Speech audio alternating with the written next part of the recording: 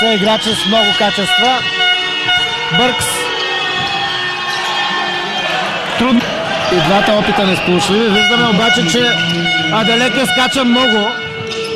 Висок е само 205 см. Много здрав физически. 4 несполучливи опита от зоната за 3 точки. Пикет. Е това. Невероятен тим. Пикет. Кирило Скоматов. С 3 борби до момента, Кирил. Много добре и го така дава. може! Чисти позиции пропускаме. Тим Пикет. Не получи. Първа борба за Стоян Петков. Фаул малко там. Браво, Станислав! Отбори ще бъде. Реден състав. Ще продължава да бъде. Отличен чадър на Бъркс. Сандърс.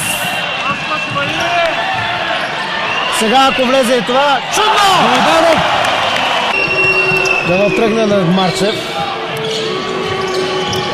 Доста необичайна петица за нашата. Петков открадна топката. Тодор Стойков, който може да играе като гард. Уникално изпълнение на това. Вкарана точка за Сандърс до момента. Пикет. Втори чадър. Подсигуриха си много голяма прединача. От 14 точки. 17. Просто се превърна на изтръбващ. Просто избухват когато трябва. Хубаво е, имаме тук трима от Лукол и двама от Ямбол играчи. Въпреки че и Сандърс не е от най-леките. А пък Скот Галагър.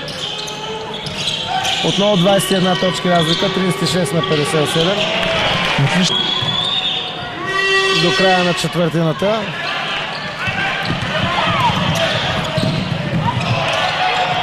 Браво на Станислав! Добре, и заслужава само суперлативи за играта си. Пикет за 3 точки.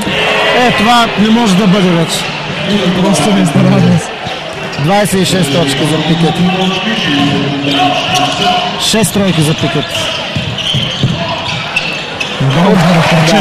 От Кръчев стреля гол Галахър. Много технично изпълнение. Отново Пикет. Чавдар Костов за 3 точки. Стреля, няма да вкара. Сандър взема 8 борби до момента.